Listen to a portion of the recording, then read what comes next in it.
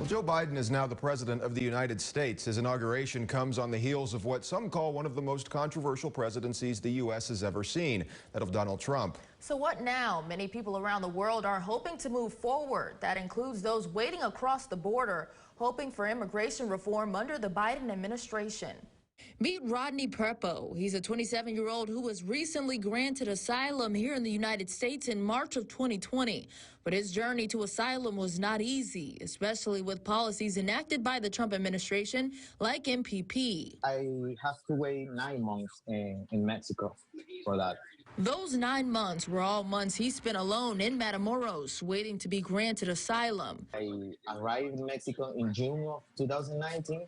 Then in July, they put the MPP. So I have to wait over there. And it was hard in the beginning because, I didn't know anyone there. He planned to go to Miami to live with his sister, but under the new policy, he could not. He had no one except for a few friends he met in Matamoros after arriving there from Venezuela. Sometimes I didn't want to eat. Sometimes change all the time, and I feel depressed. But these young kids brought him joy. They are students he was teaching through a program called the Sidewalk School in Matamoros.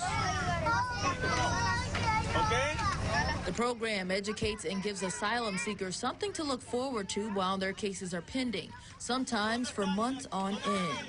The MPP, or Remain in Mexico program, is one of the policies Joe Biden has vowed to end as president. I will send to the United States Senate an immigration plan that, in fact, is honorable and decent, that allows a legitimate pathway to citizenship. Carla Pacell, a political science professor at UTRGV, says she expects Biden to roll back this too, as well as... They also want a legal pathway to both green card or permanent residency, as well as citizenship.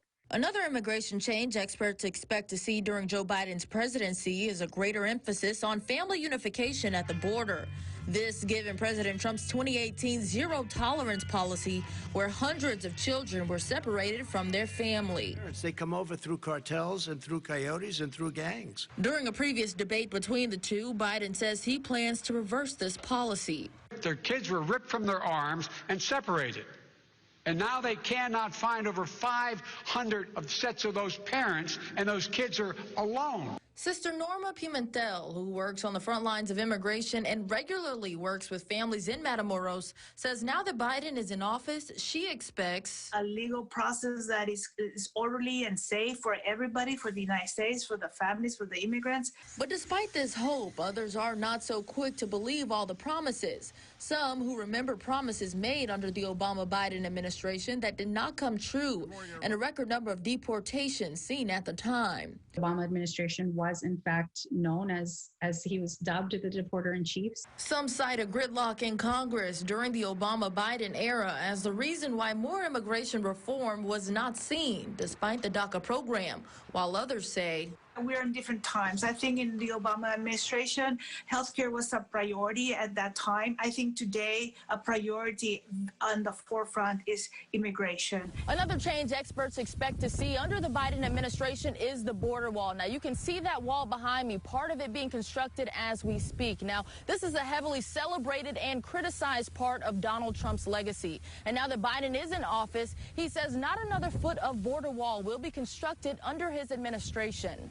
And with all of these changes expected, many experts are hoping these are not just promises made, but promises kept, recognizing that if they are not kept, people like this woman, Sandra, may never make it to the U.S. She remains in Matamoros, teaching students while their cases are pending. She has been involved in the asylum process since 2014, when she ran from her son's father in Honduras.